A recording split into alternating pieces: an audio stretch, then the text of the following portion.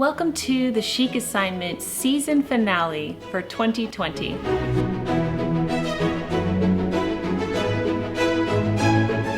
Hi everyone, Jennifer here, and welcome back to the Daily Connoisseur. This is the Chic Assignment Season Finale. What a year 2020 has been. I know that for most of us it's been, if not the worst year, the strangest year on record. But I do hope that the Chic Assignment has brought you comfort and a grounding anchor throughout the year. I know that it definitely provided a welcome distraction for me, and I really enjoyed learning about all of the artists and composers that we learned about this year. This is the season finale. I'm going to be taking a break from the Chic Assignment in both December and January. I love doing the Chic Assignment, but it is an incredible amount of work. I would like to lighten my workload a little bit in the next 2 months, so this is the grand finale for this year, and I truly hope you enjoyed it.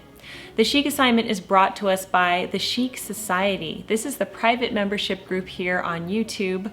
We have so much fun in the Chic Society. If you like my channel, you should definitely check it out. There's 3 different tiers. The lowest tier is the one that most people join. It's only $1.99 a month. I do a vodcast once a week, and we do a live stream or a Zoom call once a month. There are also 2 upper tiers that have additional benefits, and they get recognition in the videos. So the names that you're seeing down below are one of the upper tiers. That's the Chic Connoisseurs. At the end of this video, I'm going to be sharing the Elegant Connoisseurs with you. That's the uppermost tier. I just want to thank everybody in the Chic Society for your support of my channel. I truly appreciate it so much. Now, just a note to the upper tier Chic Society members, you're still going to be getting your mentions in the months of December and January. It's just going to appear in a different video other than a Chic Assignment. Chic Assignment number 1 was to explore the music of American composer William Grant Still, and I had suggested his piece performed by the Cape Cod Chamber Orchestra, and that was Serenade for Orchestra. Now, how much did you enjoy that performance? Wasn't that a neat performance? I'm so glad that I discovered the Cape Cod Chamber Orchestra, and they have a smaller YouTube channel, so I subscribe to their channel. I'm looking forward to seeing everything that they produce. So let's learn more about William Grant Still, because he had a pretty incredible life. William Grant Still lived from 1895 to 1978. Often referred to as the Dean of African American Composers, William Grant Still is noted in the history books for the series of firsts that he achieved. He was the first Black composer to have a symphony performed by an American orchestra, the first Black composer to have an opera performed by a major company, and the first African American to conduct a major American symphony orchestra, which was the Los Angeles Philharmonic, among others. Also worthy of note were Still's efforts in the sphere of popular music. His compositions and arrangements span the range of genres that formed the basis for the modern Black popular music industry. In the whole history of African American music, Still was one of the figures who thought most deeply about how to reconcile his African heritage with the European forms that dominated American concert life. Still was born in Woodville, Mississippi on May 11, 1895, into an extremely well-educated family. His father, William Grant Still Sr., a college-educated math professor and bandmaster, died in Still's infancy. His mother, Carrie Lena Fambrough Still, was a teacher. She took her son, her only child, to Little Rock, Arkansas, after the elder Still's death, and there she married again. Her second husband upheld the cultured atmosphere and took Still to classical vocal concerts. In high school, Still studied the violin, and at age 16, urged on by his mother, he enrolled at Wilberforce University as a pre-medical student. There, his musical talents blossomed. He mastered several orchestral and band instruments, conducted the school's band, organized a concert of his own compositions, and formed a string quartet featuring himself as cellist. He began to think about a career as a classical composer, an option not even on the horizon for African Americans at the time, after the Afro-British composer Samuel Coleridge Taylor came to Ohio on a U.S. tour. To his mother's dismay, Still's career at Wilberforce came to an end after he was accused of an improper relationship with a female student, Grace Bundy. The two married in 1915 and had 4 children, but they were never really happy together. They separated in 1931 and divorced in 1939. Making things even worse, from Still's mother's point of view, was that Still now began to make a living by performing ragtime and jazz, which she despised. At first, the young family struggled in various Ohio cities, but in Columbus Still impressed the great Southern blues bandleader and arranger W.C. Handy. In 1919, he was drawn to New York by a steady job as a staff arranger for Handy's Pace and Handy's publishing firm. He found plenty of work writing arrangements for theater orchestras and performing. He was part of the original orchestra for the all-black musical hit Shuffle Along and worked as a musical director for the Black Swan record label, but still continued to seek out teachers who could challenge him in the classical field. He took composition lessons from the American nationalist composer George Chadwick when Shuffle Along went on tour to Boston in 1922. Along with these varied influences, Still was very much aware of the ideas of Harlem Renaissance thinkers who had begun to investigate the links between African and African American culture. Now Still had the musical tools to fuse all of these influences into major classical works. Varèse's International Composers Guild provided Still the opportunity to have some of his works performed in the 1920s, and in 1931 the Rochester Symphony Orchestra performed Still's Afro-American Symphony, the first performance by a major orchestra of a symphony composed by a Black American. The work remains Still's best known. It featured a mosaic of African-American motifs that included not only spirituals but also blues, jazz, and call-and-response elements. It was also the first symphony to use a banjo as part of the orchestra. According to Duke University Library website, Still's Afro-American Symphony was, until 1950, the most popular of any symphony composed by an American. It touched off a period of sustained success for Still. Works such as his orchestral suite, The Deserted Plantation, found performances at major venues. His ballets were danced by both black and white artists, nor did Still abandon popular forms. He wrote the score for Bing Crosby film Pennies from Heaven after moving to California in 1935. Supported by a Guggenheim Fellowship and other prestigious awards, Still was able to spend more and more time composing. In 1939, he remarried. His second wife, Verna Arvey, who later wrote a biography of Still, was a Jewish concert pianist. He wrote the piano collection Seven Traceries and other piano music as a result. Several of Still's works of the 1940s were rooted in serious events of the day and gained wide renown. Still's most ambitious undertaking of the 1940s was the production of his opera Troubled Island, with a libretto by Langston Hughes, who was also a study of our Chic assignment. Still worked on the opera for several years, and its premiere at the New York City Opera on March 31, 1949, marked the first time an opera composed by an African American had been performed in a major house. Philadelphia orchestra conductor Leopold Stokowski called him one of America's great composers. Still wrote mostly instructional music and music for children in the later stages of his career, expressing the hope that he might thereby foster intercultural understanding. He died of a stroke in Los Angeles on December 3, 1978.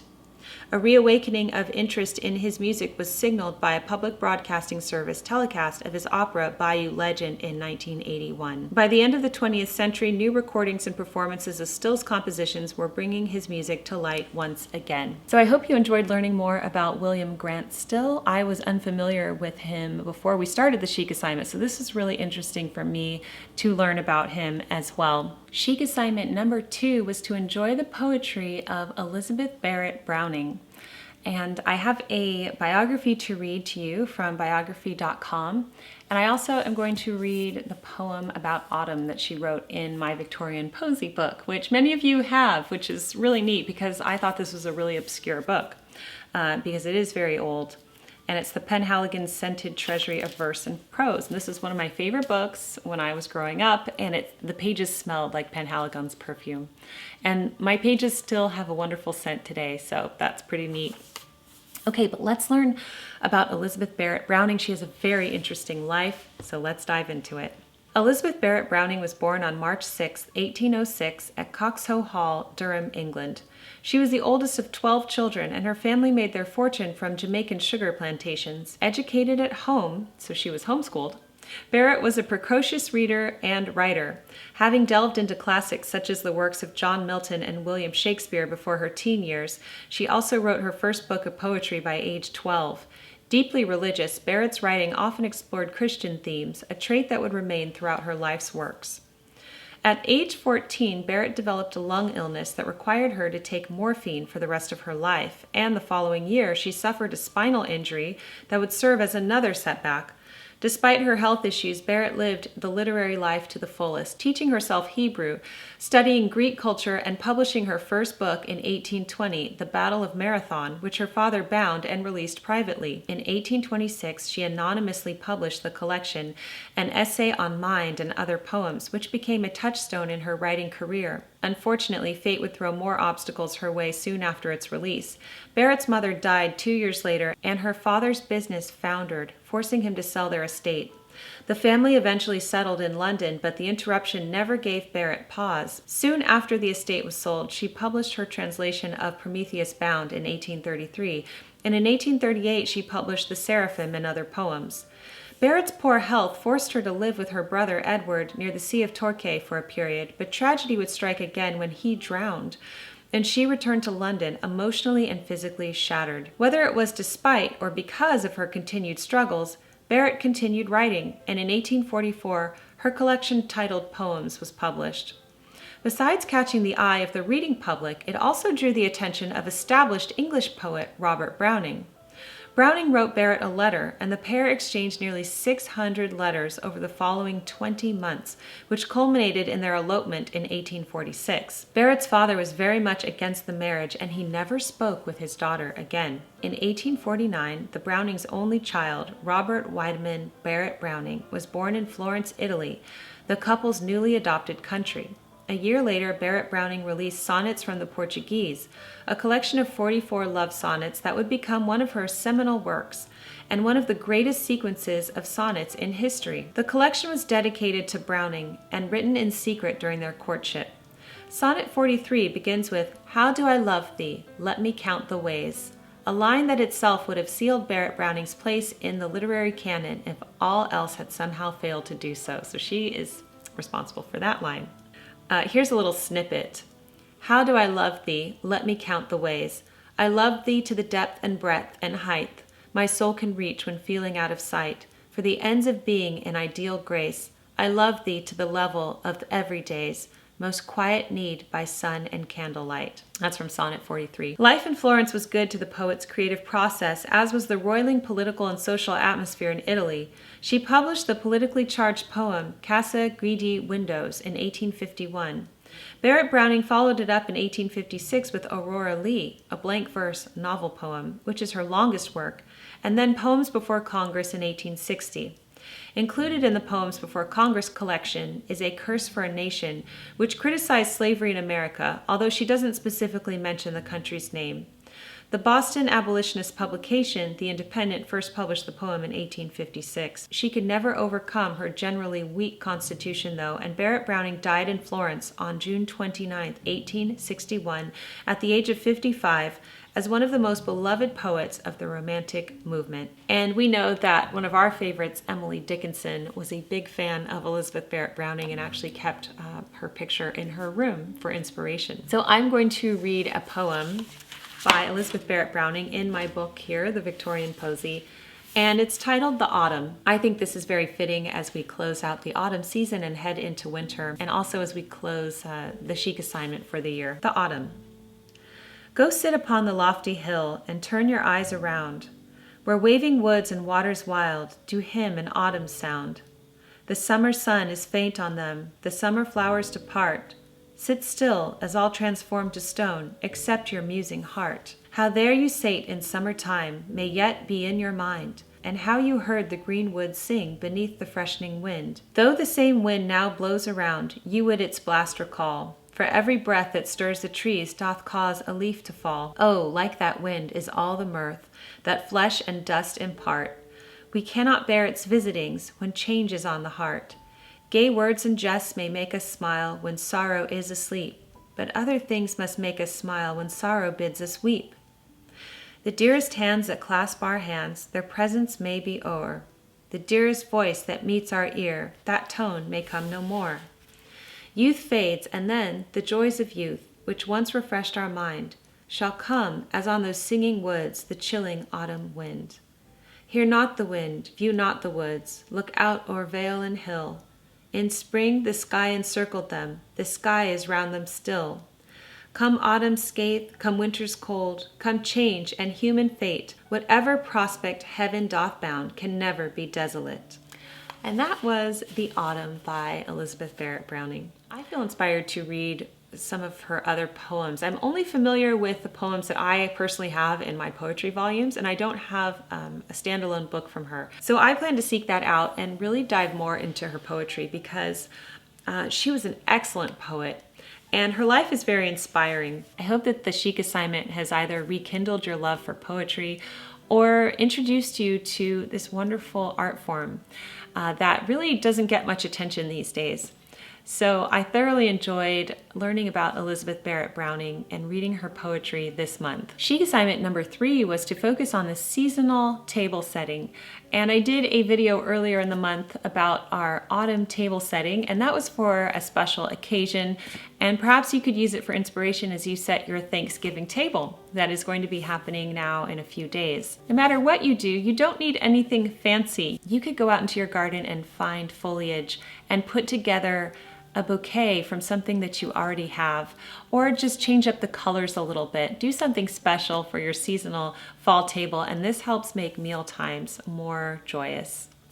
And Chic Assignment number 4 was to get prepared for the gift-giving season. I did my annual holiday gift guide, and I will leave that video linked down below if you didn't see it. I do have some more videos coming up related to Christmas themes and holiday themes, such as how I wrap my presents, and it is a very unconventional way. So I'm going to be showing this to you in the coming weeks. Make sure you are subscribed to my channel so that you don't miss any of those videos. Before we close, I would like to mention the Elegant Connoisseurs and thank them. They are the uppermost tier in my membership group, and I would like to publicly recognize them right now. Amanda Dykes, author of award-winning fiction written to light the dark and lift your heart. Shannon Beers has a YouTube channel called Awesome Possum Powers, featuring stop-motion videos where you can learn more about the fuzzy characters with character from her book, Awesome Possum Powers Altruism. Amy Floor from Azalea Spa Goods, handcrafted aromatherapy body oils. Silhouette artist Brandy Still. Her dainty scissors in hand, Brandy can render your likeness within a few brief minutes, keeping alive the art of silhouette portraiture that dates back to the 1700s France. Carrot Top Paper Shop offers colorful literary wall art and book-themed gifts to inspire every woman to be the heroine of her life. Dressed for My Day with Kay Harms encourages women 40 plus to care for and dress their bodies in a way that helps us influence our world positively and with grace. Elaine Brisebois. Elaine is a certified nutritionist and women's weight loss coach. Download her elegant eating handbook, Simple and Effective Strategies for Permanently Living at Your Natural Weight, to get started. Faith Grace Home with Brianna Morales is a blog about encouraging women in their homemaking roles through a biblical perspective. Freedom Moms by Ashley Buffa. Learning to treat chores as a family team is the key to creating and maintaining an organized home, and it's attainable through the Freedom Moms Smart Kid Chore System. Inspired by Nikki YouTube channel and Etsy shop. Her beautiful holiday stationery is now available.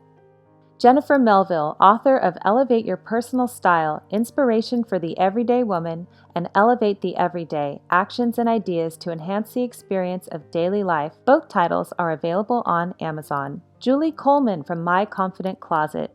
Julie helps you build a seasonal wardrobe that fits your style and budget. Artist Katie Rose. Her final art collection of the year, Good Tidings, is inspired by landscapes around our globe in this time of strengthening through struggle. Her original paintings can be found at katierosecollection.com. Nicole Brignol, founder of Lovely Bits Organic Intimate Care for Women. Rosenda Valenzuela from the Little Pink Casa YouTube channel. She inspires ladies in vintage homemaking, elegant lifestyle, feminine wardrobe, and romantic home. Tina Hugal from Outschool. Tina teaches history through biographies for ages 8 to 16. Michelle Rohr from the Secret Owl Society, digital planners and e-courses on how to create passive income for your own planning business. Her motto is take 100% responsibility for your life. Alan's Scottish Shortbread uses their Scottish grandmother's heirloom family recipe to bake small batches of buttery shortbread that pairs perfectly with a pot of tea. Learn more at alanscottishshortbread.com. Sturm Brothers Jewelry is a family-owned, custom-designed jewelry store specializing in making heirloom jewelry into something special for the next generation to cherish. Something to cherish. Beautiful and meaningful products that promote the celebration and gift of life based off of the watercolor designs of artist Cherish Flighter. And thank you to the following: Catherine Ray, Carly Tom, Christine Bola, Carolyn Haydu, Denise John, Jet Raleigh Heron, Gina K. Kenry, Heather Barrera, Jenny Candelaria, Leslie Morris from Gather and Grow, Linda Eckloff, Marie Caudill, Maria Condor, Melissa Ricci, and Prudently at Home.